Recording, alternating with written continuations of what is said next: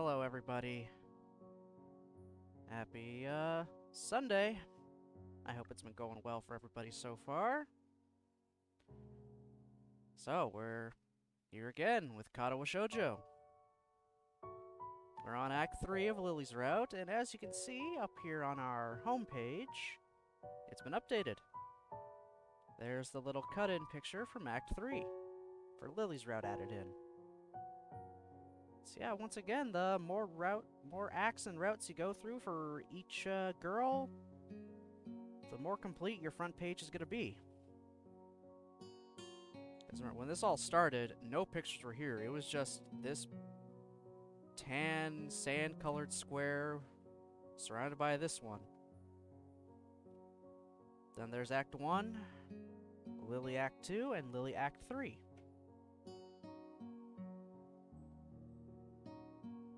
What we got hiding in our extras menu right now, because we haven't checked this out in a little bit.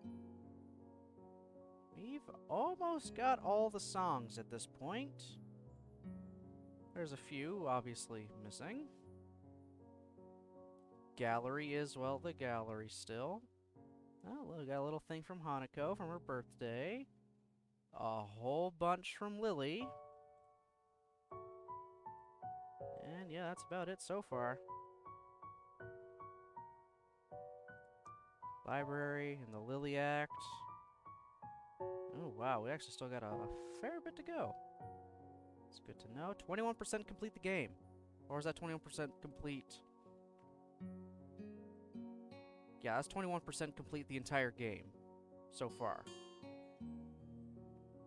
And then cinema, we just still have our opening scene from Act 1 and the start of Lilly's route. The other ones, obviously, will open up when we get to the other girls' routes.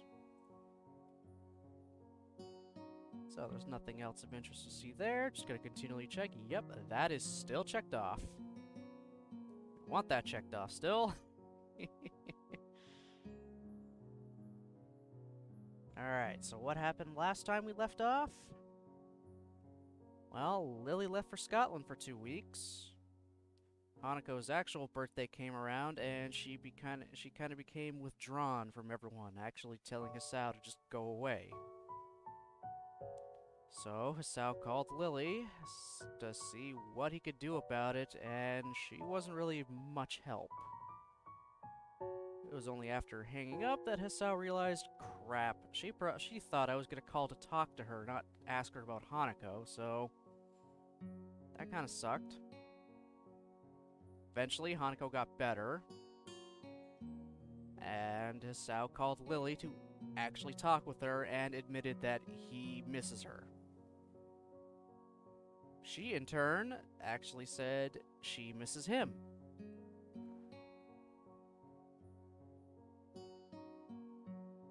Well, she finally came back from Scotland after about 2 weeks, and just in time for a 3-day holiday, so her, Hisao, and Hanako went up to a summer house in Hokkaido. Hisao's got a horrible idea of what to pack for 3 days, i.e. just underwear and a pack of cards. The dude's gonna wear the same set of clothes for 3 days straight. I hate him so much for that. Anyway, where we had left off before, we just finished bandaging up Lilly's finger after accidentally causing her to cut herself while she was cooking dinner, or lunch actually, and if I remember correctly, we're about to go into town.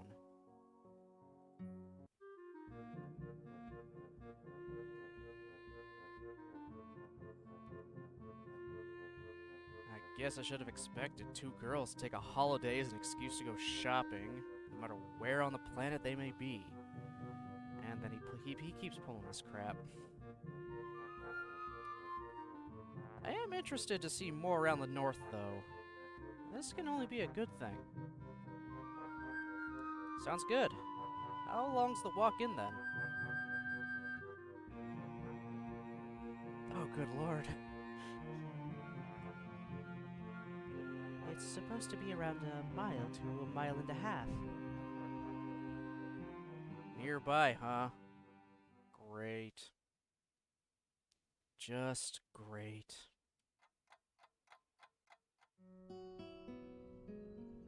As we climb up the path surrounded by trees and undergrowth, I watch Lilly and Hanako walking ahead. The slight breeze all but whisks away the sound of Lily's cane gently tapping on the ground. I notice that Lily's since removed the band-aid now that the bleeding of her finger has stopped. A deep, lung-filled breath of the fresh country air makes me wish all the harder that the air around home had been quite so clean. Can't have even been half a mile, but I'm already working up a sweat. It isn't even a pleasantly cool day. Yeah, it isn't even a pleasantly cool day though, so I shouldn't be too hard on myself for it. Hey Lilly, how well do you know this town anyway? Since I spent quite a few of my vacations up here until I entered Yamaku, I'd say I know it fairly well. I used to drive there once a weekend then. How I wish Akira was here to drive us now. I quickly take a moment to rub my hands a couple times, staving off the oddly cold feeling in them. Did you like it up here? I'd say it was nice during the winter, but as you can work out, summers get a little too hot for comfort. It's nice and quiet at least. My family's real house is quite far south. When they left Japan, my parents gave it to Akira and me.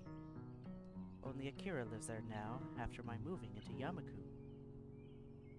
Oh, quiet certainly describes this place. Ugh, how'd I screw that up? Though lonely is how I'd put it. Other than the prophesized small town, there isn't another soul for miles around. Coming from a home nestled deep within the big city, it's certainly different. I think if I'd not come to Yamaku, staying out in the country like this would be too much of a change to get used to. After getting accustomed to the school's isolation, though, the idea of living in a place such as this has become almost inviting. Be somewhere away from the hustle and bustle of the metropolitan centers. So, Hisao, have you been to Hokkaido before? Nah. I used to live down south, and we never had any field trips or holidays up this far. Well, it's a new experience for you then. Yeah, it is. I'm surprised at how nice it feels here. How about you, Hanako? She shakes her head from side to side. It's my first time too. As we continue walking, I begin to feel pins and needles in my legs. It's a little disturbing, given there's no reason for it to be happening. You do hold on a moment. I just need to... Is anything wrong? Nah, I've just got pins and needles in... My vocal cords suddenly become taut as my chest tightens instantaneously. I quickly pull my upper arm over it, trying to quell the shout of pain spreading throughout my entire body. Hisao? Lily's face is only mildly concerned, not knowing the sight which Hanako is recoiling from. I'm fine. I'm fine. Just tired. I remove my arm from my chest and force myself to begin walking again. It's just a minor heart flutter, so it'll pass like the others. It only takes a couple of steps before my body violently revolts against me. My legs suddenly beginning to give way underneath me and all tension in my knees seeming to evaporate. Before I can react, they uselessly give way under my weight, leaving me only just enough time to brace myself and fall onto all fours. Ah, damn.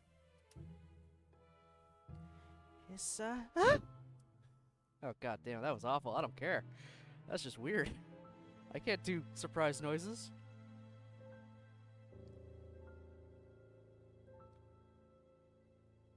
As I look up to her, I realize my face is still taut with pain, only adding that much more to her worrying.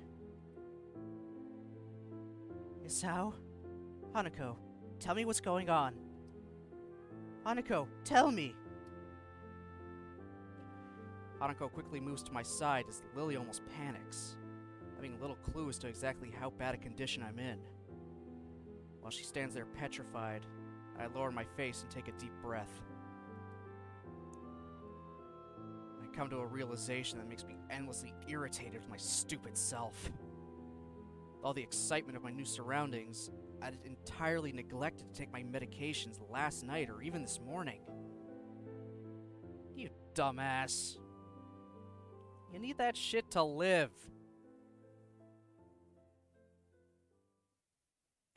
Taking another breath, the acute pain in my chest begins to die down as suddenly as it had arrived. Thank God. Thank God.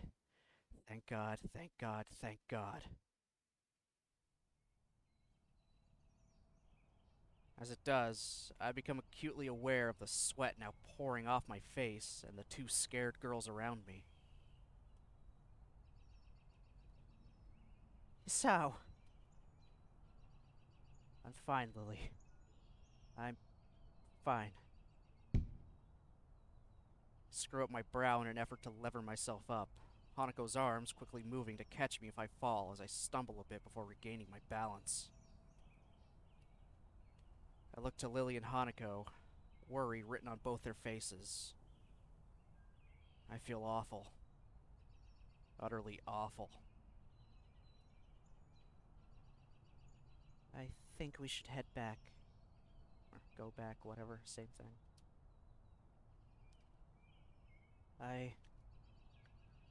Realizing the futility of protesting, I look away in frustration. Fine.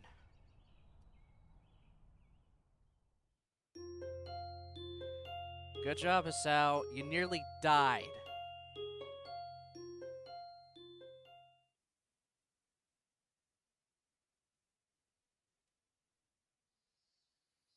I open my eyes groggily, completely bereft of energy. For a while, I simply lie down lifelessly, staring at the ceiling as I review the events of the morning in an attempt to organize my thoughts. We went to walk to town. My heart nearly gave way. We came back. I took my pills. I slept. I can only remember each period of time as a snapshot, but the timeline is clear enough. The memory of the girls' faces as I struggle to stand is an unpleasant one, stinging my feelings harshly. If I look at the ceiling hard enough, I can imagine the tile edges and small dimples at the ceiling in the hospital. That fact alone is enough to make me sit up and try to pull myself together. I scratch the back of my disheveled hair, glancing around the room. Lily and Hanako are nowhere to be seen, and the television's turned off. The clock above it says it's pretty late in the afternoon. The noticeably reddened sky outside the windows confirms it further. I turn and pick myself off the futon, swaying slightly as I put my arms out for balance. I suppose I'd better go look for the girls to see if they're all right. As I look out the window, I faintly see something in the distance. Straining my eyes, I can just barely make out the shape of a person's figure. Her long blonde hair, swaying in the faint breeze, makes her almost seem to melt into the bright yellow of the wheat field. Without a second thought, I leave the room to follow that lone apparition.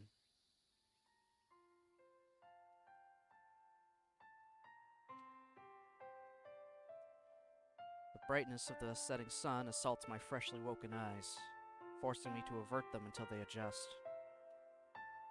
The long, yellow strands of wheat brush against my legs as I wade through them, the densely grown field making it hard to advance. Regardless, my eyes stay fixed ahead, true to that solitary figure. Within minutes, I reach her. Meters behind her, turned back. Lily? She simply nods. Where's Hanako? She's in bed. She went to sleep after I calmed her down. She says it matter-of-factly and with as few words as possible, as if saying any more was strictly forbidden. There's something different about her. Her normally confident figure seems oddly fragile, her body offering no resistance to the breeze blowing her skirt. The strands of wheat sway from side to side while a deafening pause passes, the only sound being their rustling. As we stand in the field alone, I know what I have to ask. What's wrong, Lily? Not acting like you usually do. Remember when I talked of my family, Hisao? Your family? I look downwards in thought, sifting through my scattered memories. The event seems to leap ready to hand when I search for it, rising to the surface as soon as it was recalled. Hey Jen, how's it going? Yeah, just missed out on Hisao nearly dying in front of Lily and Hanako.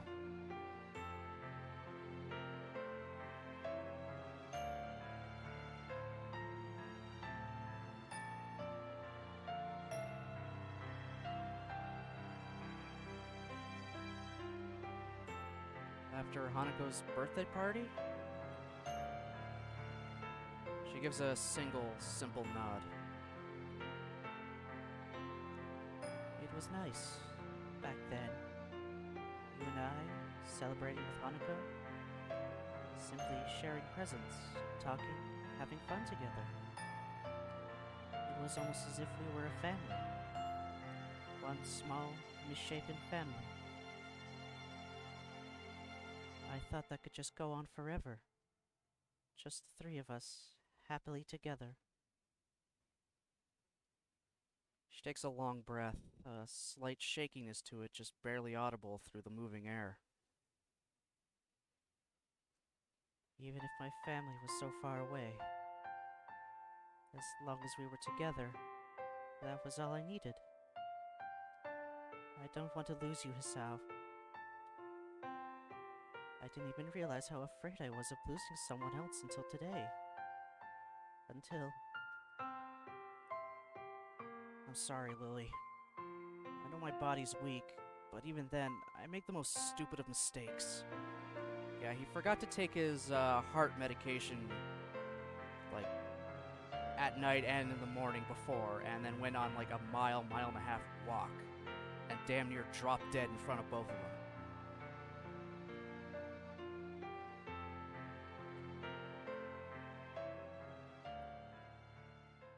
Don't apologize. Please don't apologize. Lily? She turns to face me, her pale cheeks stained with tears. One misguided step after another, she stumbles towards me, her arms held out in search of so much as a faint brush against me.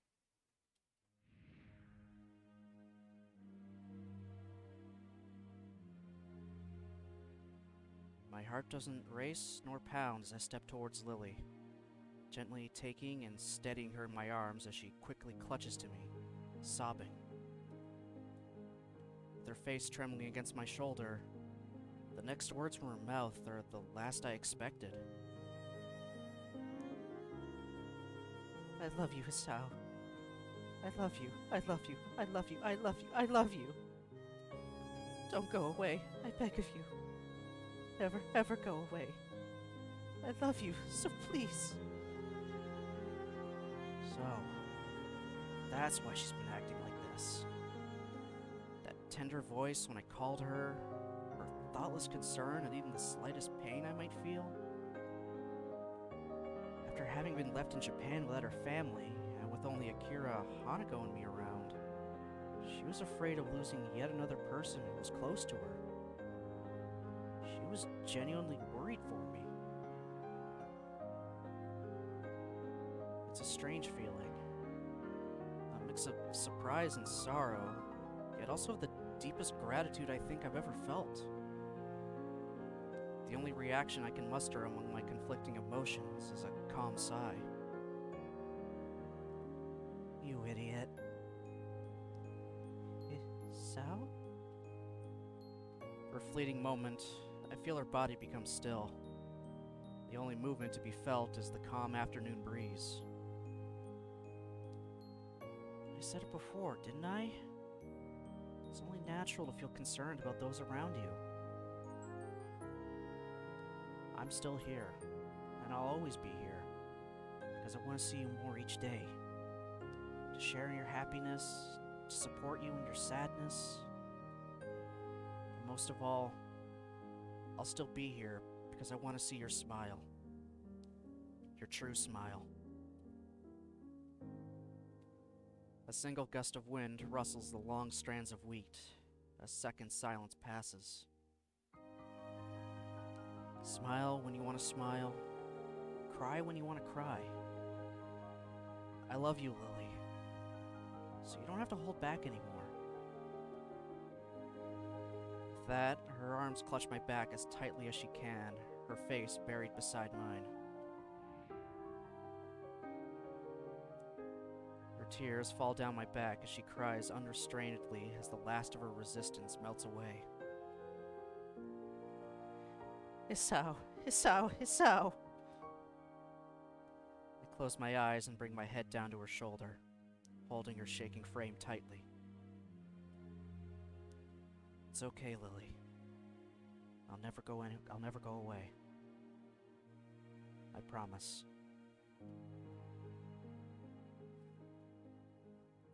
Oh god, that fucking scene.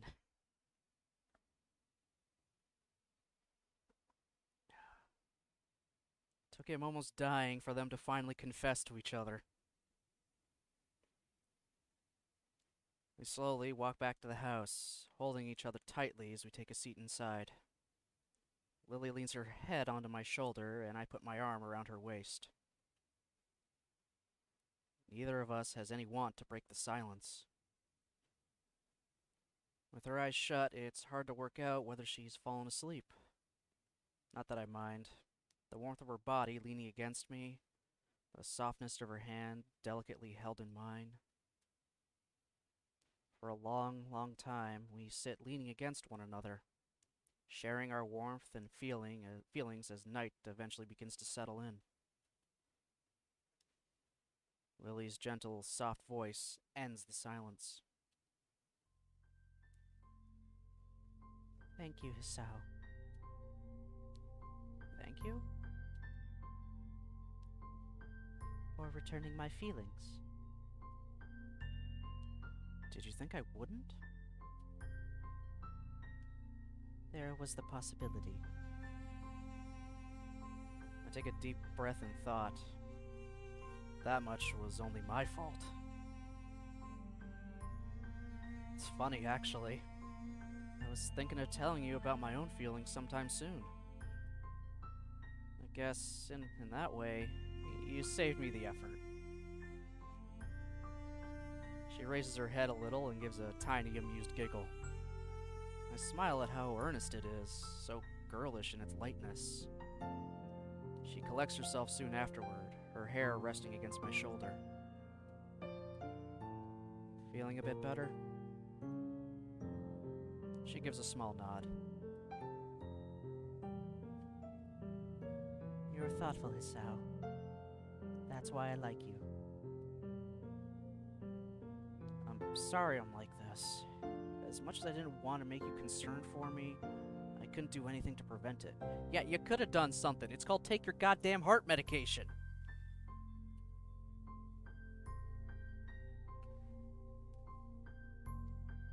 Don't apologize for it. Please don't. Lily? Have I ever apologized for my blindness, even once? You can't help the way you were born, Hisao. There's no point in apologizing for who you are. She says this with surprising conviction. In the end, it was perhaps this mentality which spurred her to befriend me in such a short time, in addition to her motherly instincts. She did seem to become trusting very quickly, but I'd never questioned why. Now it seems obvious that she did so to help me as I went through one of the lowest points of my life. I move to respond, but cut myself off as I feel her fingers run gently through my hair. I feel their soft and delicate touch moving downwards to trace the contours of my face, her palm finally settling on my cheek. You are a beautiful person, Hisao. Please don't ever apologize for that. For a moment, I'm utterly speechless. I slowly bend my head down, placing a tender kiss on her light, voluminous hair. We're a couple of right old fools, aren't we?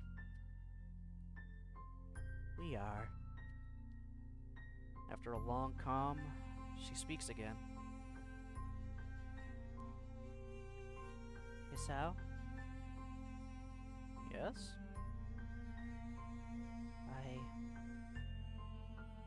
I wouldn't mind if you... I feel her hand tensing under mine, trembling slightly. My mouth opens, but try as I might, I can't formulate a response to her proposition. Lily. Before I can say another word, she slips her hand from under mine and tenderly holds the side of my face once more. Please. I give a peaceful smile, holding her hand against my cheek as I nod a single time. Okay. Well, this is gonna be a little awkward until it gets to the goof scene. Strap in, folks!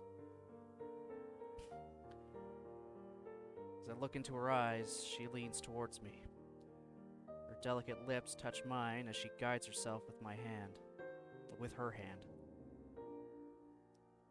She breaks off not a second later, faintly smiling. I love you, Hisao. We kiss again, this time both of us meeting the other. While the previous kiss was one of love, this one is of lust. Our tongues meeting and our breathing heavy. After precious seconds we part, both our faces well and truly flushed. Both of us bring our fingers to our lips in unison, recalling that fleeting feeling, rapidly becoming buried both by our urges and bashfulness. Lily is the first to shift uncomfortably, though. What is it? Should we get more comfortable?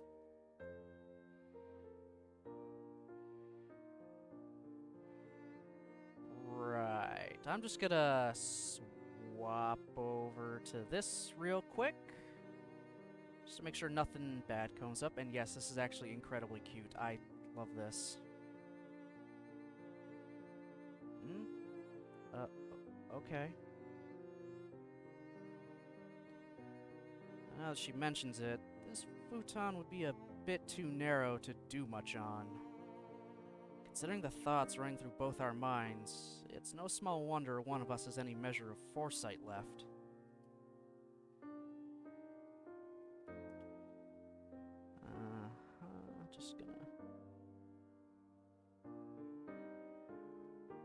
Just gonna skip ahead a little bit to make sure.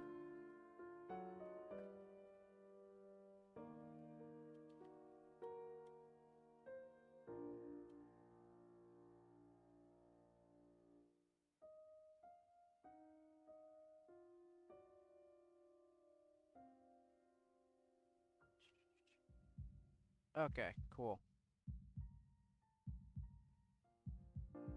Okay. Yeah, alright, doesn't show anything. Thank God. This isn't one of those scenes that, yeah, there's nothing wrong with little hanky farty and nakey nakey. Yeah, there's nothing wrong with that. I just wanted to make sure nothing got shown. I just couldn't remember if Lily's was one of those that has the sprites change. Just gotta. Okay, so that's the last one I read. Yep. Thank God I can scroll back through everything. I take her hands and guide her sideways as I move, the brief and awkward dance ending with both of us tentatively sitting on the floor opposite of each other. As I reach forward to pull her top up, she stops after she moves her hands to do the same. You're shaking. I pause for a moment and look at my hands. Sure enough, they're quivering slightly. Whether it's from nervousness or excitement, I'm not sure. I guess I am. So you're as nervous as I am, then? I withdraw my hands and sigh, steadying myself. We have plenty of time, so there's no need to rush this. Sorry, it's my first time, so I'm a bit... She giggles shakily, all but confirming what I reasonably deduced by now. It's the same for me. I'm happy we could share this together. I match her smile twofold, leaning forward and taking her body into my arms as she reaches to hug me back.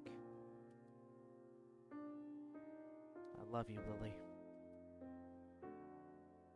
You already said that. I can't help grinning. Even in such a situation, she still has her wits about her. Breaking our embrace, we decide to take off our own clothing. While it's easier this way, I don't doubt it's just an attempt to distract ourselves from our nerves. With slightly stiff hands, I begin to slide the first button out of my shirt. Once we remove the last of our clothes, which end up haphazardly piled behind us, my breath is taken by the sight in front of me. There's our goof scene for where the actual H scene would be. Cantaloupe.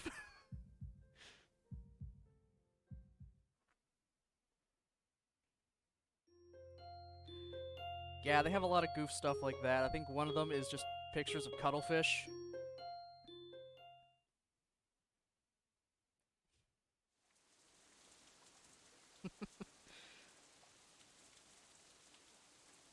After being woken by a sound, I open my eyes with a measure of reluctance. Turning my head to the left, I find the rain outside sweeps against the windows loudly. Spray after wind-blown spray lashes against the glass, as if trying its hardest to make up for the summer's previous heat. I sit up in the futon, holding the back of my neck to try and subdue the pain from my awkward sleeping position. By all accounts, I should be lamenting the turn in the weather, given that this is our last day here. The events of yesterday refuse to stop flooding my mind, though. The feeling of holding Lily's crying body in my arms, the rush of lust and hormones that flowed through us as we spent the night together. It seems almost futile to try and rationalize everything that happened.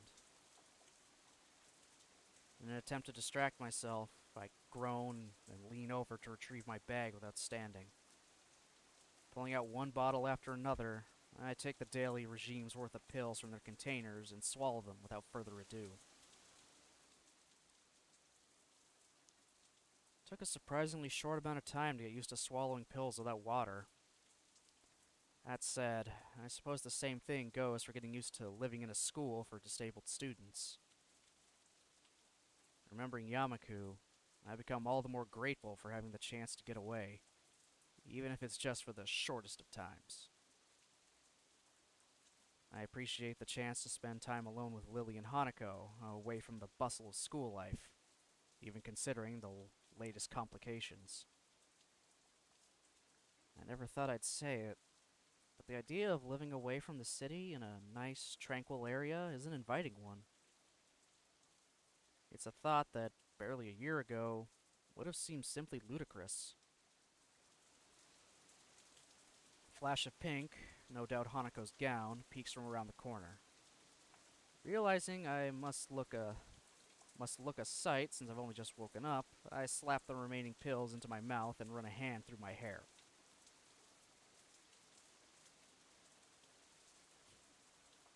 Good morning, Hasao. Good. I reply to her, completely forgetting that I'm in the middle of swallowing a particularly large pill. Coughing and sputtering, I violently gag on it. Hasao! After sputtering loudly and tapping my chest a couple times to force it down, I managed to recover. Jesus Christ, man, you're a walking hazard. I'm fine. Sorry, forgot I was swallowing. Sorry, I didn't mean to. I hold my hand up, gesturing for Hanako to stop. I gagged. It's my fault. Morning, Hanako. She pauses a moment before bowing in reply. Walking, no, staggering in behind Hanako is the familiar figure of Lilly, also dressed in her pajamas. Her eyes full of sleep and hair bedraggled. She's a sight to behold. Hi, Lilly. Good morning, Hasao. For a while, a silence hangs in the air as neither of us knows what to do. Given what happened last night, we both have more than enough reason to be finding this situation awkward. Just how are we meant to react to meeting each other after something like that? The best course of action would probably be to talk to Lilly alone to set things in order. I'll start making breakfast. Lilly evidently catches on to my train of thought. I'll help. Hanako, could you set the table? She nods, her head disappearing into a cupboard as she quickly goes about her assigned task. I rub a little more sleep out of my eyes as I wander over to the fridge and take out some milk, and Lilly grabs various brightly colored boxes from some of the lower cupboards to my side. While we make the rather bland-looking meal, I whisper somewhat more quietly than usual. Knowing Lily's hearing, she won't have any trouble catching what I say. Are you okay, Lilly? After last night? She gives a delicate nod, her expression weak. Though her tiredness surely plays a part, she seems genuinely unsure about what's happened between us and how to move ahead. I can't say I blame her, considering my feelings are the same. I'm sorry, Hasao. I wasn't thinking straight yesterday. I never stopped to consider you or Hanako, and I went as far as... She's winding herself up. With her hands and voice both tightening, I give her a gentle bump to try and lighten the situation. You don't have to apologize. I said I liked you as well, after all. But As her composure begins to falter, it becomes obvious there's no alternative. Turning to Lilly, I gently embrace her tall frame. She offers no resistance at all, thankfully pulling back just from the edge of her emotions. Despite our reassuring embrace lasting only a matter of seconds, I notice Hanako wordlessly watching. The plate in her hand hovers inches above the table, her action halted midway by the sight. Yeah, she probably heard you guys in the middle of the night. This isn't a very big house. I doubt it's soundproofed in any way. She's in the only bedroom. You guys are in the living room on the floor.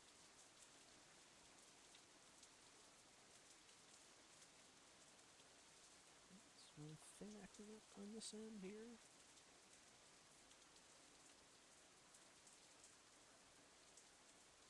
Weird. Clatter of utensils against plates is the only sound to be heard as we silently eat. Whereas before, only two of us may have been unsure of ourselves, the entire situation has changed. After weeks of blissful friendship, whiling away the days with shared meals and chatter with little meaning, the relationship of Lily and me, no, that of all of us, has irreversibly changed. I can't take this. Lily, she solemnly nods, gently laying her spoon on the plate in front of her. Neither of us knows exactly how we regard each other, let alone how Hanako would view us. This might seem abrupt, but I've confessed to Asao. For a moment, Hanako looks almost confused. Precisely the reaction I thought she would have. She eventually nods, her spoon still in her mouth as she does. Did you accept? I did. She gives a smile so large and so earnest, I find myself blushing. I think it's the brightest I've ever seen her expression look.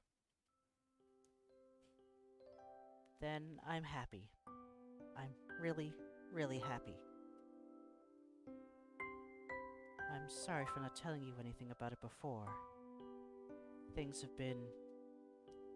Hanako shakes her head from side to side empathetically. Apparently, forgetting in her rush that Lily couldn't possibly notice. She begins fiddling with her fingers, looking a little more nervous than she did before. To be honest, I began to think you might like each other a while ago. At first, I didn't really know what to think about it, but I decided in the end that if my friends are happy, then I'm happy. I was really glad to have another friend when we met Asao, so you finding love through him is even better, right? The feeling of relief at her acceptance of our relationship falls over me like a wave. The same happens to Lily, judging by her expression. Thank you, Hanako. I really appreciate you being so understanding. Lily's voice still sounds slightly apologetic, or at least unsure. This doesn't escape Hanako, who appears lost in thought for a few moments before turning to me. Asao, do you mind if Lily and I go outside for a bit? No, feel free. Hanako? Hanako gets up from her seat, taking Lily's hand and almost dragging her from the table in excitement. Considering Lily's typically slow and steady pace, Hanako's haste makes her footing awkward and she almost loses her balance a couple times. It's a pretty amusing sight, leaving me wordless as I watch them disappear out the door. It's only now that I realize the rain stopped, being replaced by a sky seemingly all the more vivid and bright to make up for the morning's drab gray expanse. For Hanako, this must be a pretty big revelation. Lily and I are really the only people she associates with, almost as if we're her parents in her own stead. I suppose that might as well be the best way to describe the relationship we share. Father, mother, and daughter, all playing around in our little make-believe family as if it could last forever. It might be a strange dynamic, and one that certainly can't last for long. But maybe, just for this one small moment, it's okay. As I stand from the table to go join Lily and Hanako in the fields outside, I nod to myself in affirmation. This one small moment of happiness, no matter how brief, will last with me, with all of us, forever.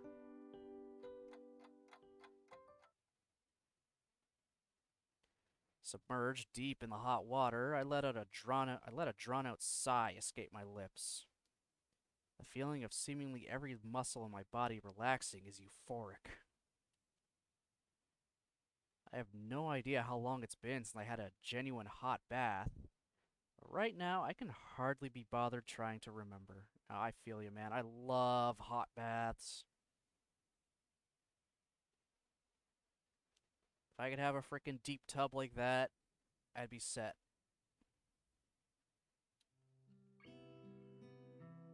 Maybe I'm giving the simple fact that for once I get to have a real bath more credit than it's due.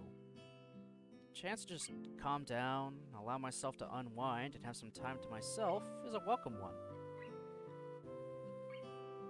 Hanako, Lily, and I wandered outside, exploring the extent of the surprisingly large tract of land surrounding the house. Then we spent the majority of the afternoon resting, watching television, reading, and playing cards.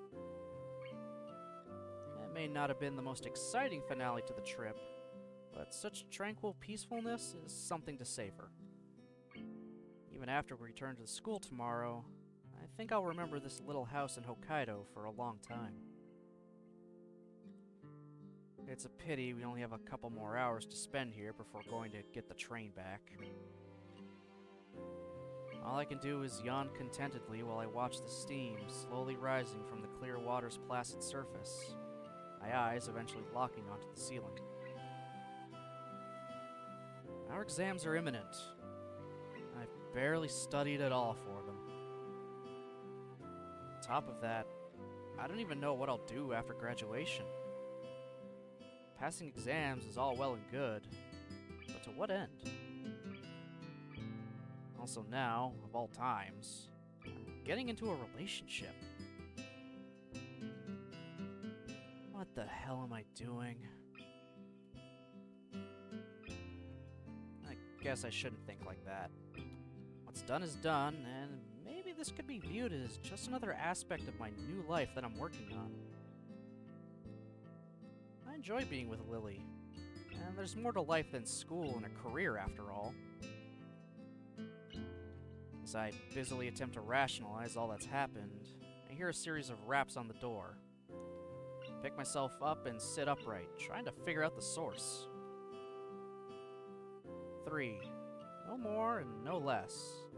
Light yet assertive in their tapping, and timed regularly enough to tune a metronome. I'd be extremely surprised if it wasn't Lily. May I come in? Yeah, it's Lily. I'm still in the bath. I'll be out in a sec. I know. The voice coming from the other side of the door freezes me. After a second's thought, I rest on the side of the bath and let my arms dangle over the side. Despite trying my best to play it off, I can't help letting my mind wander. Sure, come in. With that, she opens the door, slowly walking into the room and closing it behind her. She looks oddly calm, countering my racing heart. Hey, Lily? God damn it. Do you mind if I take a bath with you? I don't mind. Go ahead. With a small nod, she begins to lift her sweater off her shoulders, baring her chest little by little. I could do that for you if you'd like. Refused. Why? Her face shows she's still not overly comfortable with letting me attend to her. I can't say I blame her. She continues undressing, her shirt and skirt falling to the floor and leaving her in her white lace bra and panties. Eventually, she stands bare in the center of the room. They proceeded to have a hanky-panky in and out of the bathtub.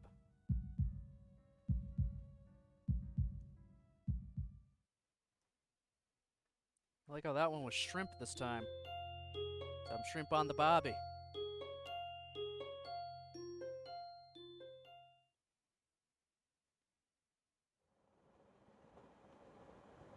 After a chaotic dash to the station and finding our seats in the otherwise deserted carriage, we promptly crashed. Aussies eat prawns, though. Yet she's Scottish!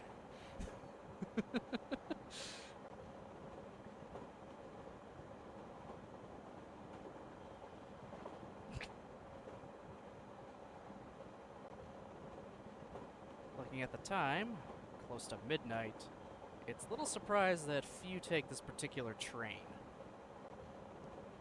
Hanako is fast asleep on Lily's shoulder, and I can only barely muster the energy to stay awake. The excitement we had a while ago probably didn't help.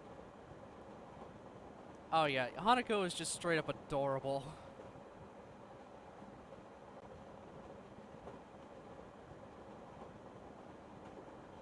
I'd probably be pretty depressed about going back to school if my brain was actually working. As it is, though, the sight of the nighttime scenery strolling by is surprisingly beautiful. My loud yawn is nearly wholly drowned out by the clacking of the train's tracks and the old carriage's rattling. So tired. And whose fault is that, Isao? She really does toe the line between insulting and amusing sometimes, though I managed to wring out a weary smile. I look back out the window, my reflection just visible in the clear pane. Truth be told, she's perfectly correct. If it weren't for that little interlude a few hours ago, both of us would have a lot more energy. On top of that, we both had to take another bath, barely nearly making us late for the train's departure. Yeah, it was mine. Still, getting into a bath with a guy is a dangerous thing to do. Evidently. Sorry, I guess I kind of took advantage of the situation back there. Well, I didn't exactly hate it. As she trails off, I look back to her. My eyes narrow as I see her slightly reddened cheeks and small grin, her mind obviously elsewhere. Say it. I knew the possibility of it happening was there. I knew it. You're just as dirty-minded as I am. She quickly coughs into her free hand, making her disapproval crystal clear. That's a rather crude way of putting it. Oh? And you would suggest? I merely have a healthy adolescent sex drive. So, in other words, dirty-minded. Almost seeming to sense the moment, Hanako mumbles quietly as she furrows her brow in Lily's lap. Lily's look of disapproval melts away as she gently smiles and strokes her hand on Hanako's long dark hair. All I can do is watch. Watch and smile. If someone were to ask me when I fell in love with her, I wouldn't be able to answer. The best I'd be able to come up with is, it just happened at some point, but I didn't realize it. And if someone were to ask me why I love her, though, then I could answer much more easily. You really love Hanako, don't you? She gives a deep nod, smiling warmly. It's a pity we have to return to school. She seemed to relax so much while we were all away. Alright, am I going to talk about the school or continue on talking about Hanako?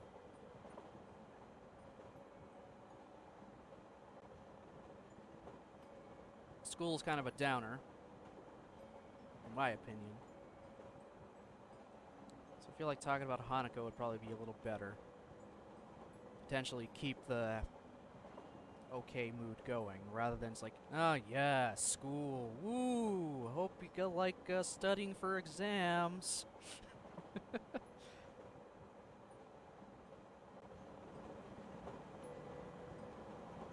I wouldn't worry. Hanako's been getting confidence thanks to you, at least for as long as I've known you two. She gives a self-deprecating sigh. I think I've merely provided her with company and support. Since she came to know you, she's opened up much more, even to me. I get the feeling she's understating her influence on Hanako, especially given that before the two came to know each other, Hanako had no friends to speak of. The friends I had in my previous school fulfilled what I'd have expected of them, for the most part simply being there for idle chatter. But in Hanako and Lilly, there really feels to be more to their relationship. Part of me envies it, but another can't ignore the fact that the school year will eventually end. After graduation, I really have no idea what Hanako will do. This trip has shown me just how much we've all come to depend on one another. Indeed, we're all gonna have to make decisions. Maybe that's the reason why, despite our return to school also heralding the return to the normalcy of everyday life, I can't help feeling a little restless. On the bright side, it won't take long for summer holidays to arrive after our exams are finished. You could come back here during summer holidays if you want. For a moment, she thinks on the notion, her face becoming somewhat distant. I can only guess she's reflecting on all that's happened here. That would be good, I think. I nod approvingly, smiling at her. Summer, together with Lilly. This idea seems like the perfect way to spend our holiday.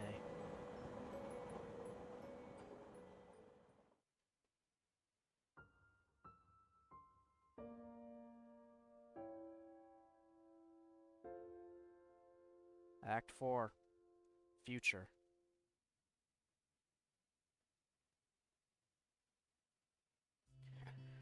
Okay, cool. We're through Act 3, and I still got about an hour of what I want to do for the stream, so cool. Let's just keep chugging forward.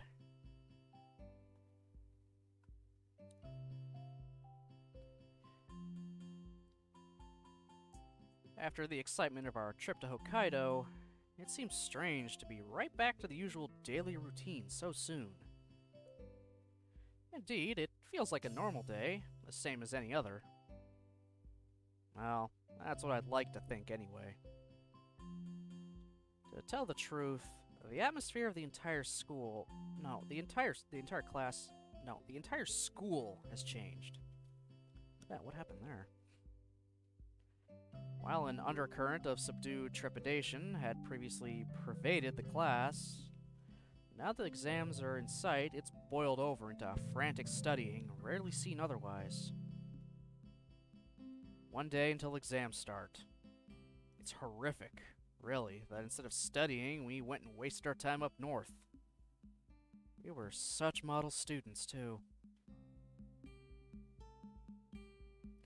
Glancing around the class, even the bubbly, ever-energetic Misha seems oddly deflated. She sits at her desk, nervously chewing a pen while Muto lectures from the front of the class. Wait. On closer inspection, I do believe she's eating it. Jesus. Tearing my eyes from the sorry spectacle, I turn my attention elsewhere. Hanako sits, frantically scribbling in her notebook, her face mere inches away from the page, seemingly trying to record every word that leaves Muto's mouth. Shizune's, well, Shizune. Cool as a cucumber, she sits diligently taking notes with her attention wholly focused on the front of the class. Truth be told, it's what I should be doing as well, if not for the fact I feel like I have a pretty good handle on what's being covered already. I wonder how Lily's doing. Well, she does have a good head on her. She has plenty on her plate, unlike me. Class representative duties, taking care of Hanako, her other social contacts, her extra English studies. That girl really does take on a lot. The lunchtime bell brings a sigh of relief from the entire class, Muto being no exception. I get the feeling he much prefers the more laid-back atmosphere of his normal classes to the frantic pace of exam preparation we're subjected to right now. Hee-chan? Help me. I lower my eyelids to half-mast, making clear my intention of doing quite the opposite. Help me, help me, help me! Not going well? Hee-chan's gonna be fine, but I think I might die. Am I gonna die, Hee-chan? Will you let me die from all this work? How maudlin. Given that she's neither the brightest student in the class nor the most diligent, it isn't a great surprise that she's finding it hard to cope with the workload. Sorry, Misha, but I've got my own work to do. I thought you and Shizune would be studying together over the long weekend anyway. Studying's too boring to waste on a holiday, Hee-chan. Shopping together was much more fun, wasn't it, Hee-chan? It's only now I realize Shizune's been looking over to us, and that Misha's arms have been moving likely all this time. I must be really zoned out to have not noticed. What is it with girls and shopping anyway? Even Lilly and Hanako have dragged me out with them a couple times. Come on, man.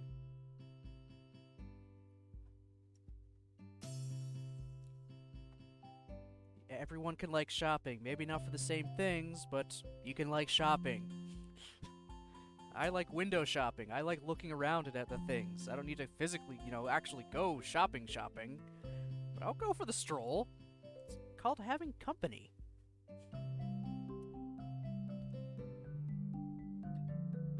But you went anyway?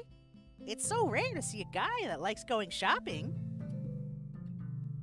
Well, my role would probably be best described as pack mule. I can't say I share your enthusiasm about the experience. Back to the exams. You studied after you got back from the days off you didn't. Didn't you, Shizune? Oh, jeez, what happened there? Of course, Hee-chan. It's only sensible to study in the days before... Erg. Misha makes a sound vaguely similar to a dying cow as she realizes her folly and unceremoniously flops onto her desk. Betrayed even by her best friend. Judging from Shizune's quite frustrated look at Misha, she probably told her to study as she did. Don't worry, you can still gain some grades if you start studying now. Maybe. Misha does not seem overly amused. It seems the bubbly balloon of everlasting cheerfulness has been cruelly popped.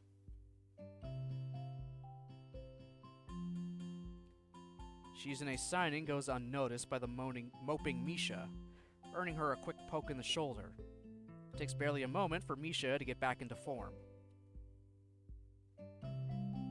Oh, so what did you do over the weekend, Hee-chan? Just took a trip up north with Lilly and Hanako. It was pretty nice. I see both of them narrowing their eyes at me, their minds surely in the gutter. The fact that their suspicions are founded makes the situation all the more awkward. We just studied and went sightseeing. There's nothing more to it.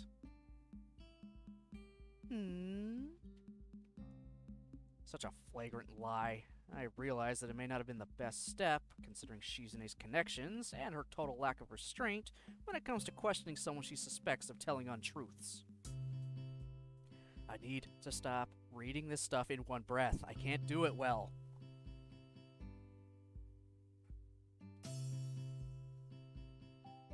really have no idea how she's gonna take it, but she'll find out eventually anyway. It isn't even if it's really her business whom I date in any case. And yes, Lily and I are going out now. While Misha receives the news with an enthusiastic smile, Shizune gives a look of mild surprise, somewhat masked by her cool demeanor.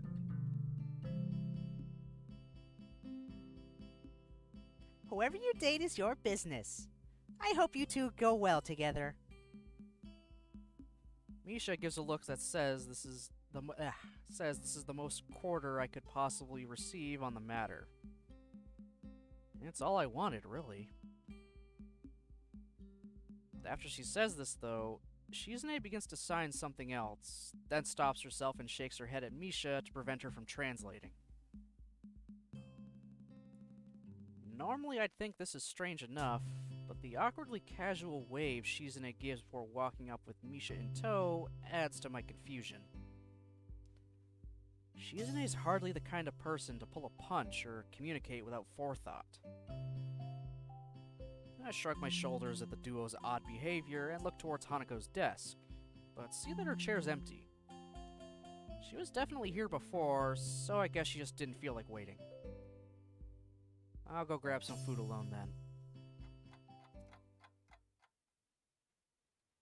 Walking down the hallway to the unused room that's become a second home to three students in particular, I mournfully look down at the plastic-wrapped salad roll and juice box in my hand. Excuse me. Cafeteria's food really is unappetizing. Maybe I'll consider this my penance for recent indiscretions. Opening the door, I notice one less quiet figure than I'd expected. It's strange. Despite having known Lily for months, I can't help thinking back to the first time I opened this door and saw her silently sitting in the sunlight. Just as she did then, she slowly opens her eyes, unmoving as they are, and calmly addresses me. Good morning, Isao. It's afternoon, I think. Has Hanako been around? She skittered out of class without me even noticing. Lily cradles her cheek thoughtfully as I take a seat, my bag taking its place against the closest leg of the table, and my unsatisfying meal neatly set out in front of me. She did appear, for a time. She said she had to study for the upcoming exams and left for the library. We find ourselves not entirely believing her words. Well, at least her intentions are in the right place. She is sweet, but she needn't go this far to let us have our space. I might talk to her about it sometime. Probably for the best. For a while, we quietly eat our meals, Lily elegantly nibbling on her sandwiches and sipping her tea, as I eat what tastes like a garden sandwiched in dry dough. The atmosphere feels slightly strained, neither of us knowing quite what to say to the other now that our small talk has dried up. Eventually, we both finish our food with no conversation forthcoming for quite some time. Eventually, though, Lily's soft voice breaks the silence. A lot happened back there, didn't it? Again, silence. With both our minds on the same topic, though, I think I have my feelings on that sorted out. I know everything happened in kind of a hurry, but I don't regret anything that happened in Hokkaido. Not one thing. Okay, so you don't regret not taking your heart medicine and nearly dying in front of her. How horrifying is that for her? The guy she's come to know and is ready to confess to, just a few feet away, was dying of a heart attack, her best friend, is too scared to even say what's happening while she's just sitting there unable to actually, see what's happening. She doesn't know what's going on. So he literally could have died right in front of her and she wouldn't know because she can't see anything at all. Like, that is terrifying.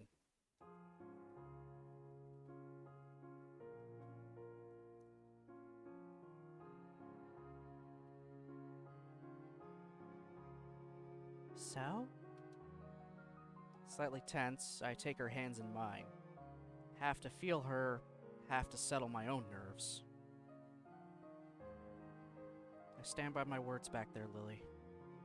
I love you, and I won't leave you. I only wish for you to think the same.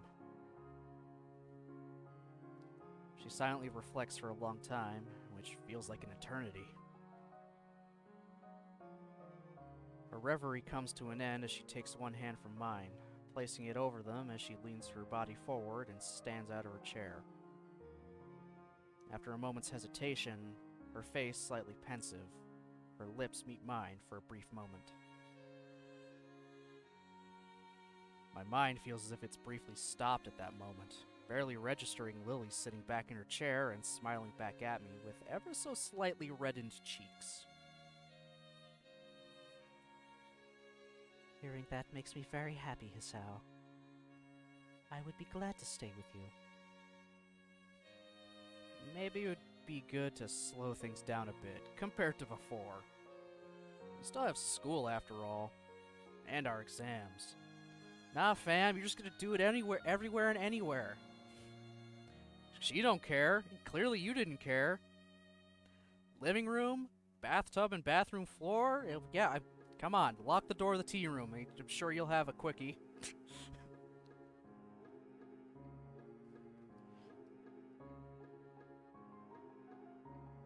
She gives a mischievous giggle, which proves to be contagious.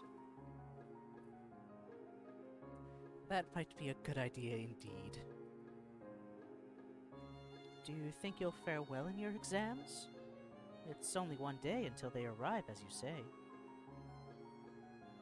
I probably should have studied more, but I think I've got a good enough head to manage. That said, I had to bat off Misha and Shizune. Is your class as worried about the exams as mine? She lets out an exasperated sigh, all but confirming it. I'm thankful for the atmosphere becoming a bit lighter. I think so. I've already been asked for help by 2 of my classmates, and there'll no doubt be more. Think of it as your first training in being a teacher, maybe. That's probably a good way to think of it. On that note, how are you faring in your English studies? I remember it was far from your strongest subject, and the few sentences you memorized to speak to my mother aren't likely to help. God damn it, stop speaking in one breath. Damn, right on the mark. You got me. If you don't mind, would you be able to possibly help in that regard? Please? It would be my pleasure to help you, Hisao. But in exchange... She lowers her eyebrows at me. Her... coquettish? What?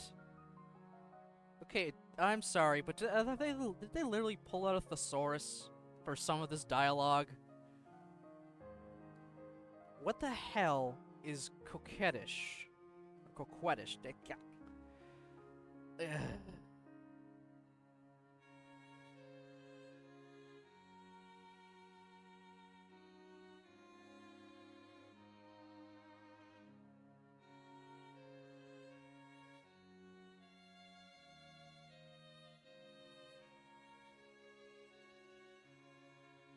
Ah.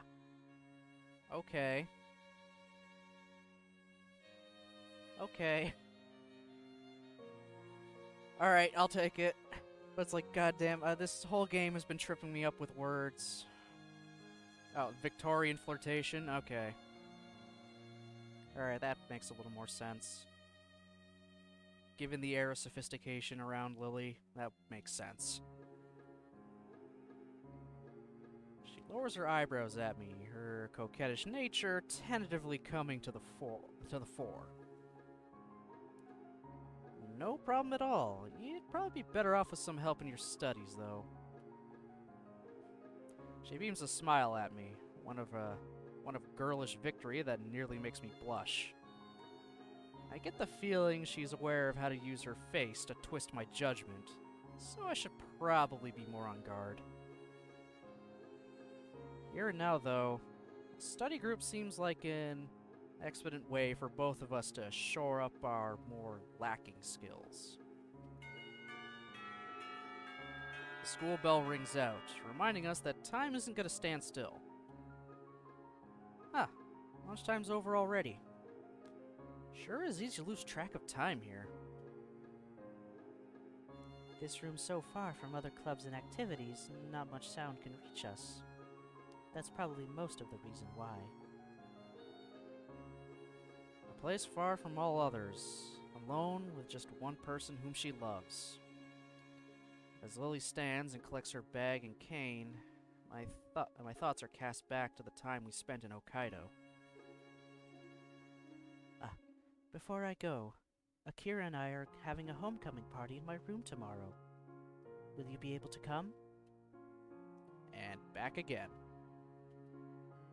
My schedule is free, so I should be able to make enough room in my study time to make it. Good to hear, Hisao. For what it's worth, I'm glad you're back from Scotland. Once exams are over, we should have some more time to ourselves. Holidays start soon after, too. We can start the holidays with Tanabata then, just as we promised at the school festival. She brings her hand to her cheek and laughs slightly nervously, recalling the event as I silently thank myself for managing to remember. It seems odd to see her react in such a way, though it's not like I never saw her embarrassed before. I'd better be going. Farewell, Hisao.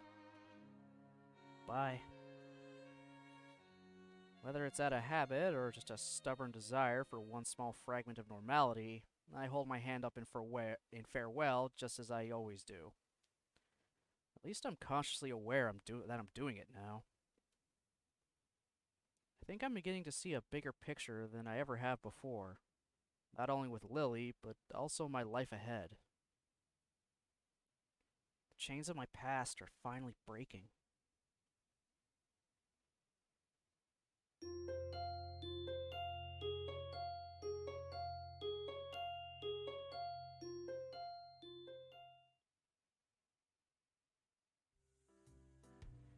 Walking up the now slightly more familiar corridor of the girls' dormitories, I can hear the faint sound of laughter coming from up ahead.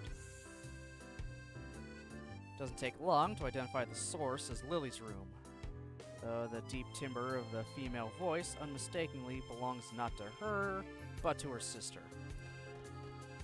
I rap my knuckles on the door with the usual three light taps, my hand barely retreating as the door swings open. Hey, Isao. Hey. Hello, Lily. Hanako. Hanako looks up tentatively, her hands buried in her oversized pink nightgown. From her side, Lily turns sideways towards the direction of my voice and smiles. It would be a flagrant lie to say I dislike the sight of her in those pajamas. I catch Akira giving me a sidelong look with a knowing grin, to which I reply with a sharp glare. She takes the hint and shrugs and walks back to the low table in the center of the room. As I go to join her, Lily gives me a nod of greeting and starts pouring me a cup of tea. It's nice to see you again, Hanako. You've been getting around recently. Lily wears a look of concentration as the light brown liquid, carefully measured by her finger as always, flows from the teapot into the cup. It seems Hanako has taken up helping one of the people in your class with the newspaper club. Naomi, I think? Hanako gives an affirmative nod. Even after spending about 2 months in the class, I still have trouble remembering the names of those students I rarely talk with.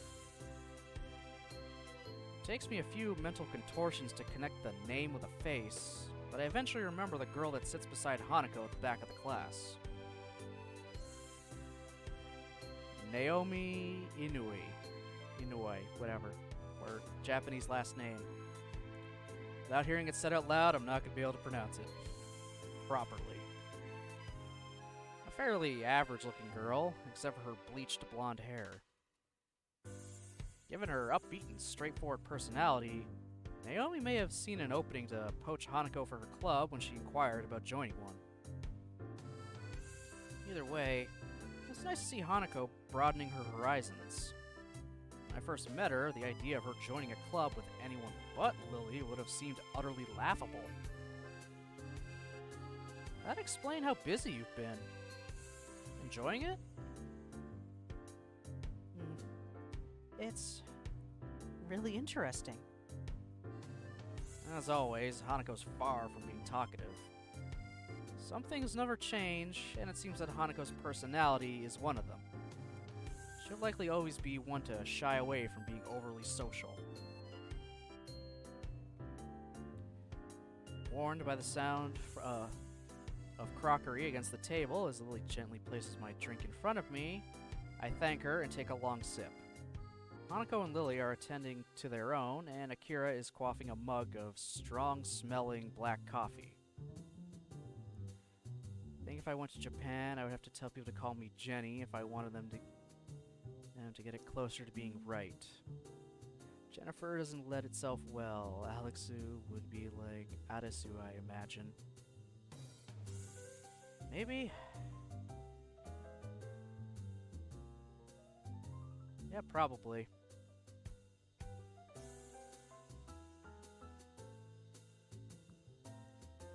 Never actually heard any Japanese person, whether in anime or anything, say the name Alex at all. That's weird. Actually not weird. I don't think it's not that common of a name, I don't think.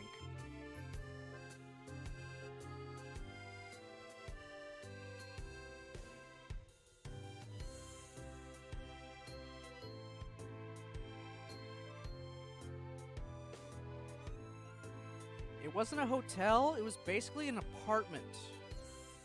We got like an apartment room. We never met anybody. Josh and Drew, or at least Drew, was talking to the guy over line. The check-in and check-out thing was an iPad sitting next to the TV, and we couldn't even use it because the last people that were there didn't check out. Yeah, an Airbnb essentially. Yeah, so we saw nobody. If they were talking to anyone, if they were going to talk to anybody, they would have talked to Drew or Josh.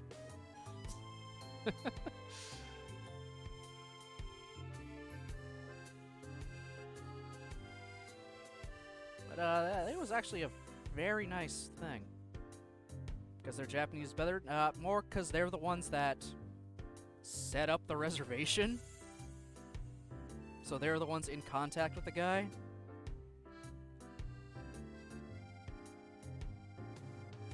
Also, of all of us, Josh was the one with the best Japanese, but that's not saying much.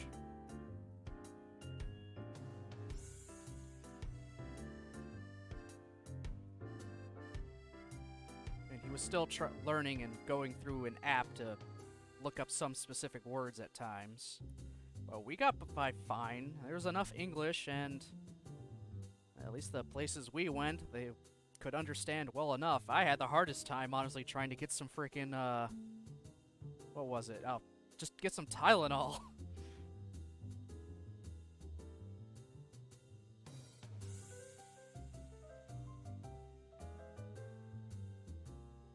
Yeah, they just kind of spoke more English than we expected, I guess.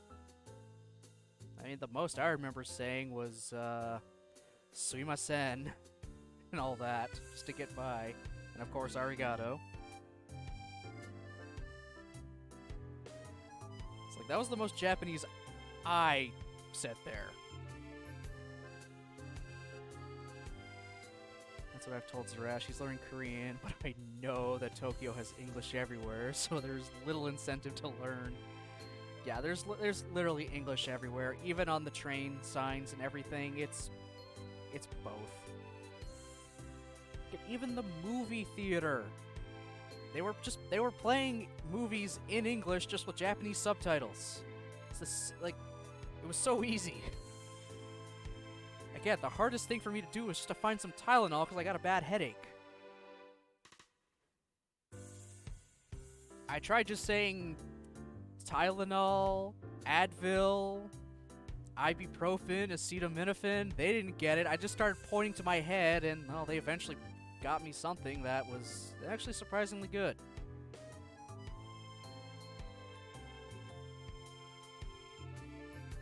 Yeah, I tried. That's why I started going with the actual scientific things of, you know, acetaminophen and ibuprofen, the proper names, not the brand names, but even that didn't do it. But I mean, I did get it eventually. It took less than 5 minutes, but I got it.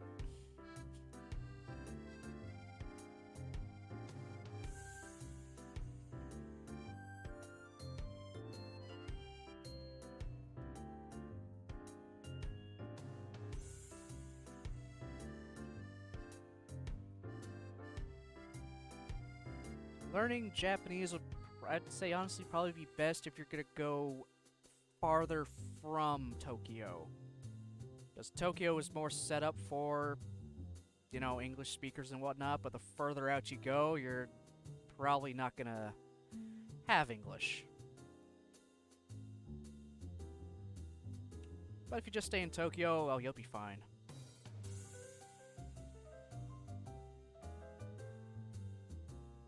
On with the dating, choo-choo. We want to do Osaka too, but I'm perfectly happy just doing the tourist stuff. I think Osaka is also kind of set up similar to Tokyo, so you should be fine with that too.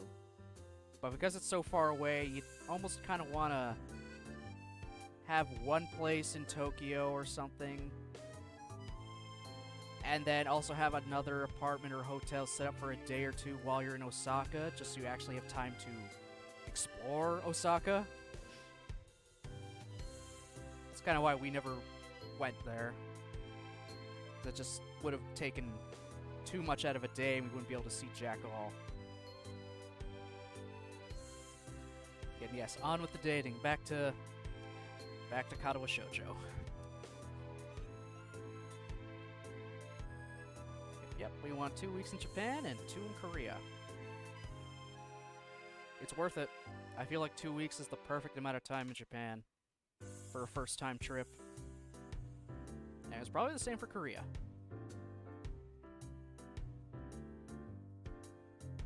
You're a lucky bastard, Hisao. Huh? Can't help grimacing at her teasing smile, still visible around the edges of the mug, pressing to her lips. Seeing my sister in her pajamas. There's a lot of men out there who'd like to be where you are. I've seen a lot more than that of her, not that I'd admit it. Akira! Hey, I'm just teasing. She leans over to me as much as she can, whispering with a sly grin written on her face. And Hanako too. You perv.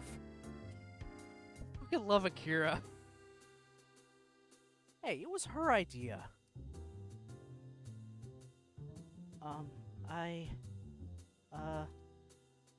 We both look over to her, her face turned to the ground and her hands fidgeting in her lap of her nightgown.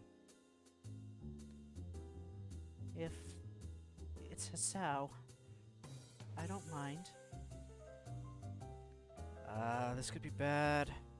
I know Hanako is altogether too innocent to bother reading too much into such a thing. But the expression Akira directs at me is positively stormy. Akira, please. It seems that Lilly can sense Akira's sudden change in aura just as well as I, even without seeing it for herself.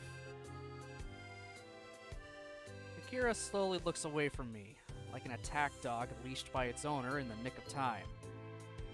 I breathe a sigh of relief. I can't think of a more appropriate time to try and change topics than around now. If you don't mind me asking, Akira, what do you do for a living? I've never seen you out of that suit.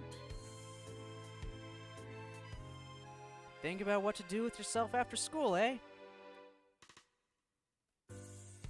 I'm a lawyer. For the most part, I work in the legal department of the Japanese branch of our family's company. The most boring possible answer, I suppose. Law's a pretty dry topic to most people. Kinda. Oi, you're not supposed to agree. Lilly gives an amused giggle while holding her teacup and saucer. Hanako's quickly joining her. This friendly atmosphere between everyone is something I'd missed while Lilly and Akira were on their trip. While the dealings I had with Hanako didn't help, I think just not having Lilly around changed the mood. It's nice to be back. I've missed you, Hisao. And you too, Hanako. Same goes for both of us. I'm guessing your classmates were happy to see you back? In a manner of speaking, yes. Akira's amused snort shows she's well aware of Lilly's attitude towards such figures of speech. I imagine she'd have to be, given how long they've been together. Did you have fun in Scotland? For a moment, I wonder why she's asking, it having been quite a while since they came back. But then I remember everything that happened. We've simply not had the time to look back, what with the exams and our Hokkaido trip. Lily's face goes distant for a moment, and the fact that Akira's first reaction is to look over to her sister doesn't escape me. Nonetheless, she quickly collects herself. It was nice.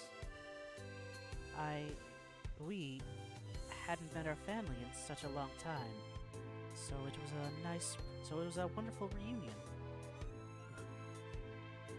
Yeah, I guess that's right. Our house being beachside was the best part, though. From her dismissive tone, I get the feeling Akira doesn't like their family as much as Lilly does. You only like that because you finally had time to play around. Just 'cause I'm the better swimmer. I don't take after the athletic side of the family, that's all. Well, you can take heart in the fact you got the height genes at least. And the bust genes. That's not really the kind of thing to say around others. Though Lilly pretends to scold Akira, she does so with an unmistakable, slightly cheeky grin on her face. I doubt Akira really minds that, judging from her nonchalant expression. Well, I don't either. Hanako's looking down and blushing furiously beside me. The sisters' antics aside, their parents really do lead a bourgeoisie lifestyle. I hope that was bourgeoisie.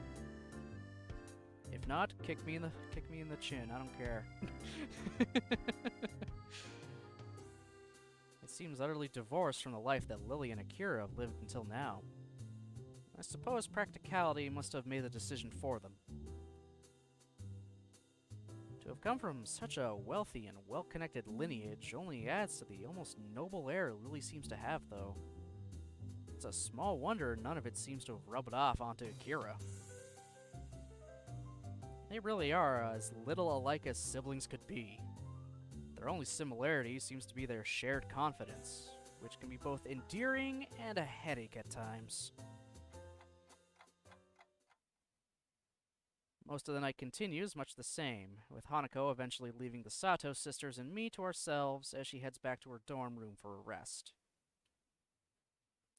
For a while, only the barely audible sound from Lily's teacup and saucer can occasionally be heard as she slowly drinks.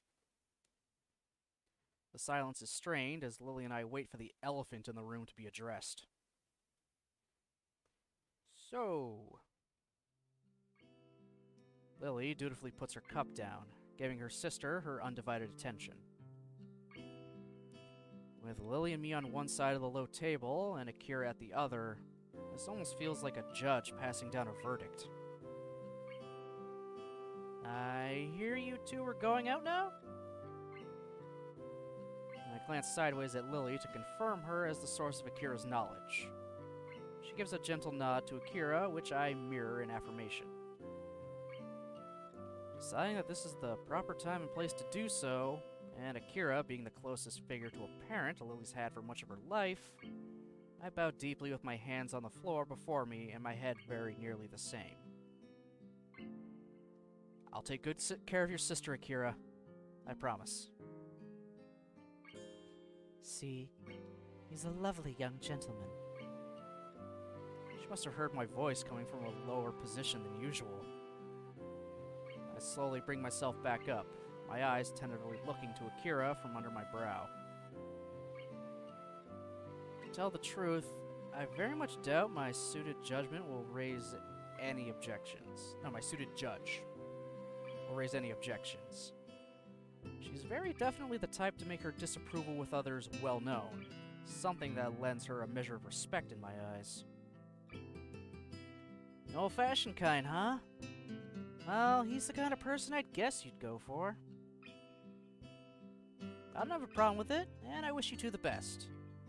Even if I didn't like it, I couldn't really do anything anyway.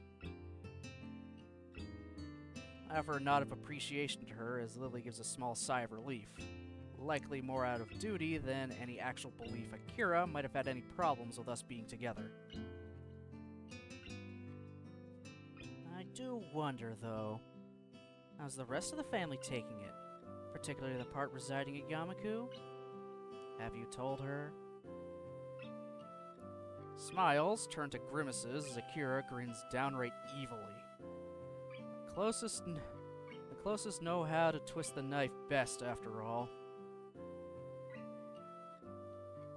Putting up with it may be the best term for the situation. Don't you agree, Hisao? Yeah, that sounds about right.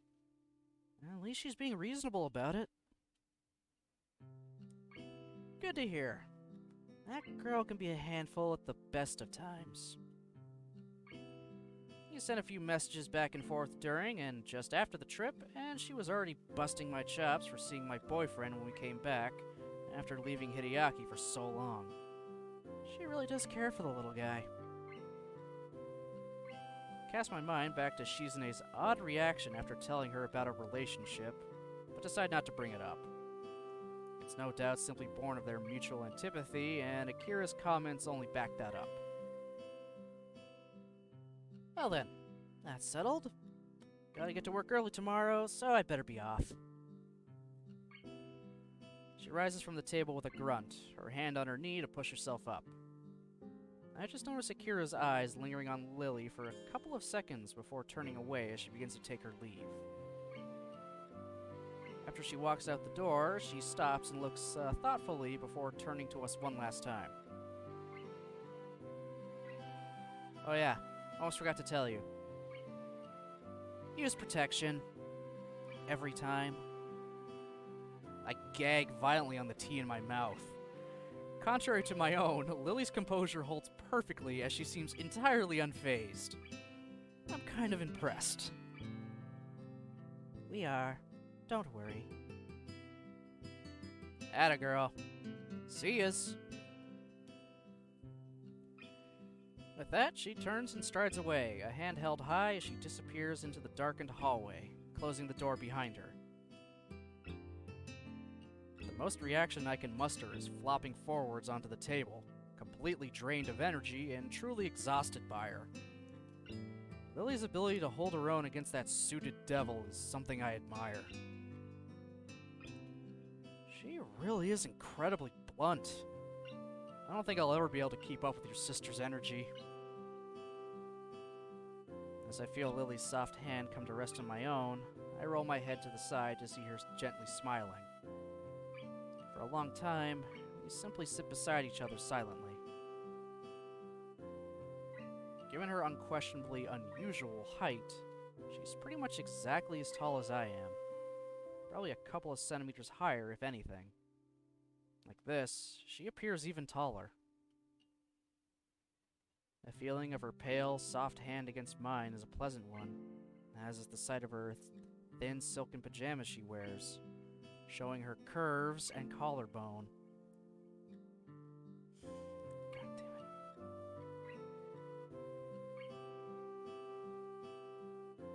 it. You do get along well, though, even if you do say that. I guess. You know, you two are a lot more alike than I first thought when I met you. Then it's a good thing I quickly stopped you from going after her, isn't it? Though she jokes about it, my assessment of inability to keep up with Akira, either physically or mentally, was quite in earnest. Lily's slow-paced and ladylike, almost motherly nature is perhaps the single thing that helped me most in my first weeks at Yamaku. Come to think of it... Wait. Since when are we using protection? Oh my god, the hormones were flying. You didn't even think about that. As I give a curious look to my side, Lily's cheeks puff out as she huffs at me. Unlike you, I remembered. The packet in the cupboard next to the sink. So, I'm not the only one of us that takes a pill. In hindsight, I feel rather thoughtless for not remembering at all and leaving it to Lilly. Oh my god, man. Just too caught up in the moment.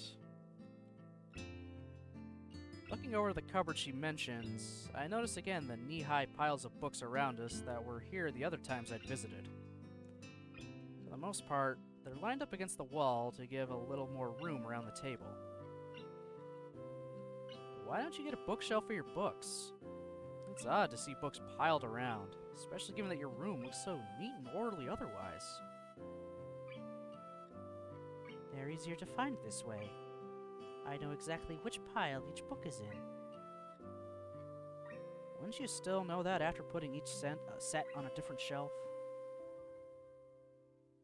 That may be, but... So she's not immune to bouts of laziness after all. You have so many of them, it's kind of a shame we can't share our book sets, despite both of us reading so much. How about you learn English? That would help. And Braille too, I mean, come on. You can totally do it, man. I mean, just learn the Braille part. Clearly English is well out of your grasp.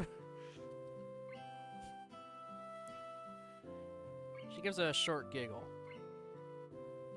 Come to think of it, why do you order your books through Yuko? I imagine there'd be plenty of sites you get to order books in Braille from, especially in English Braille. There are a lot of text-to-speech programs too. She turns her head slightly away from me, which strikes me as somewhat surprising.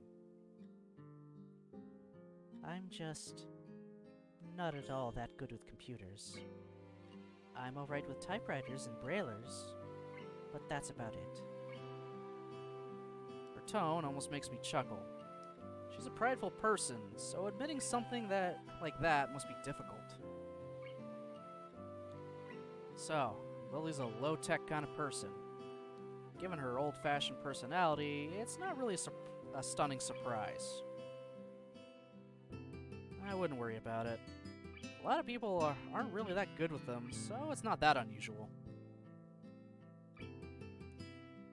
That unusual? Now she's even more depressed. Feels like I'm twisting the knife rather than healing her wounds. With a bit of squirming, I shuffle my way closer to her, tentatively putting one hand around her waist to hug her. Still not really used to this kind of physical affection, but Lilly seems to like it. And they kiss. Lilly smiles as she turns to face me, a kiss being the reward for giving in to her. She draws me in, brushing my upper lip with hers before pressing against both. This way, every one of my senses is filled with her. The barely perceptible scent of her hair, her taste as her tongue fleetingly touches mine, the tenderness of her lips, the image of her filling my mind, the total silence apart from her faint breath. We may have kissed before, but even if this is more a kiss of simple affection than anything, it's still a new and pleasant sensation. Judging from her vivid blush as she pulls back, it's obvious she feels the same as I do. Even if we're entirely alone, it still feels a little embarrassing to open up to each other this much. If we take everything day by day, I think that would be for the best. Small steps, right? Yeah, just small steps. We have plenty of time to be together, even after the school year is over. As long as we move together, I think everything will work out okay. Neither of us is going anywhere soon, after all. For now, I'm just thankful for this small moment in time we can spend together.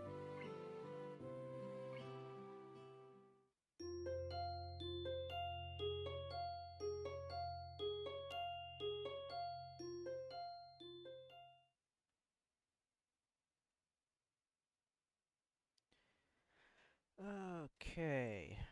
I'm gonna save that here right now, because, wow, that was a lot to go through. Wow, up to almost 14 hours of gameplay so far. Holy Moses. I'm just gonna check.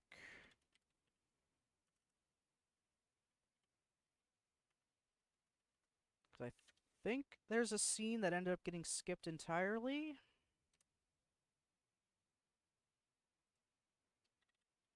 Just because of the thing. Just gonna make sure if that happened now or later.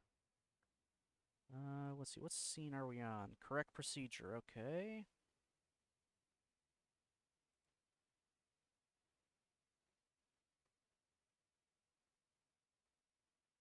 Okay, no, there isn't anything skipped, not yet, okay. Cool, cool, cool, cool, cool. Act 2 and 3 were a lot shorter than Act 1, yeah. Yeah, a whole lot shorter. I mean, Act 1 took me a grand total of 7.5 hours. And we're up to almost 14 now, and that's completed Act 2, completed Act 3, and I think within the first quarter of Act 4 now. Yeah, Act 1 just takes so freaking long. I mean, there are timestamps from the other save points in the middles of Act 1.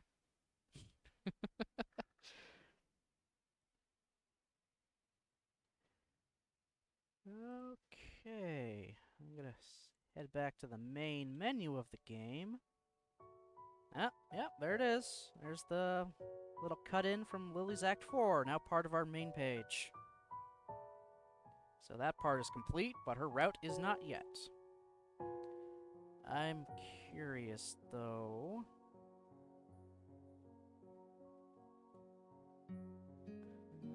I don't want to go any farther than that on screen. Do I unlock them if I have it disabled? Okay, I do not. Okay, good to know. Can never be too sure. So yeah, if I want to unlock those CGs of Hanky Panky, I need to go back and, well, watch those scenes with the thing turned back on. But that's fine. I can 100% complete that part on my own. Actually, where are we? 25% complete the entire game based off of just one route that isn't done yet. So, Act 4, we got 1, 2, 3. Huh.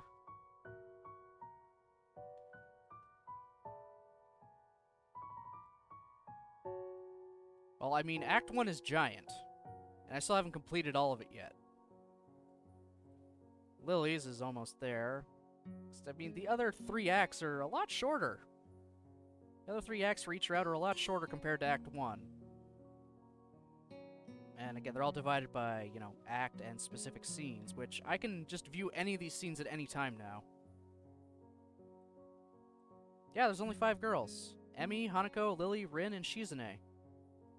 There are not 7 girls. There's only 5 of them.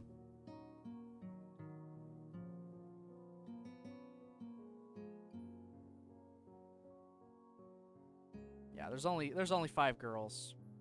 And then there's the Goof Kenji route. But yeah, based off of just the scenes alone, I'm 25% done. Act 1 just has all these extra ones, obviously. I know for April Fools, I think just before the game or after the game came out, they kind of joked like, yeah, we're going to add 2 more routes into the game with 2 girls, and obviously never did because it was just a joke.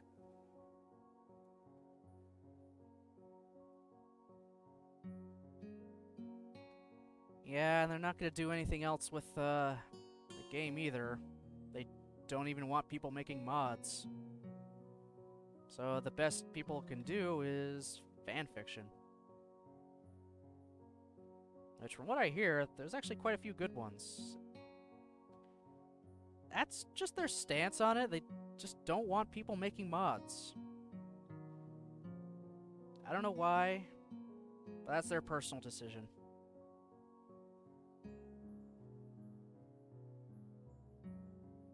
Yeah, so if you try looking up any Katawa Shoujo mods, you're not going to find any. Except for maybe one Russian one that is, like, currently being made still. I don't know, for some reason the Russians just kind of want more. So they're kind of making the 2 routes that didn't make it into the game. As a joke. Well, the 2 joke routes will actually get added in. Yeah, that's just their decision. People ask all the time, and that's just what they wanted. They made the game how they wanted it to be made and left it at that.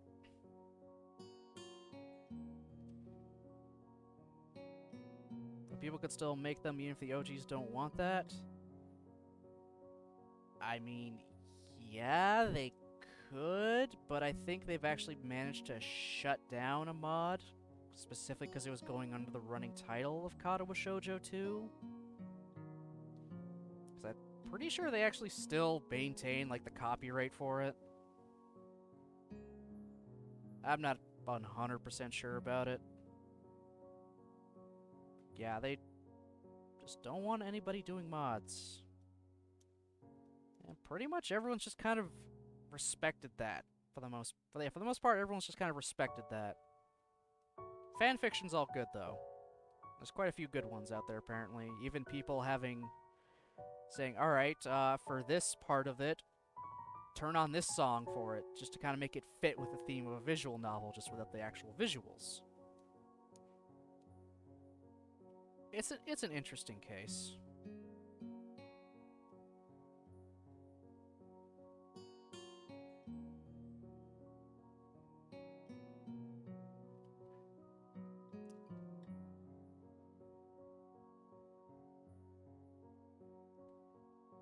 Alright.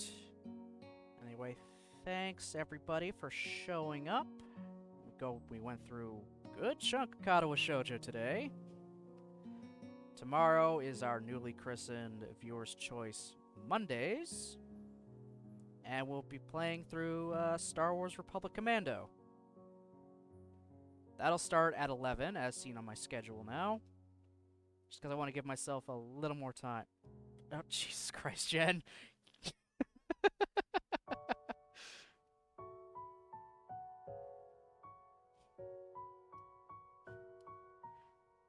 Yeah, so, Star Wars Republic Commando tomorrow at 11, going till about 2 o'clock. If you care to tune in. If not, that's alright too. After that, the rest of the week will basically be the same. 2 days of Stardew, followed by 2 days of Gundam, and then Saturday we get back to Katawa Shoujo. My times are listed on the schedule on my screen here. It's also up on my Twitter. So I hope everyone has themselves a good day, and I'll see you next time.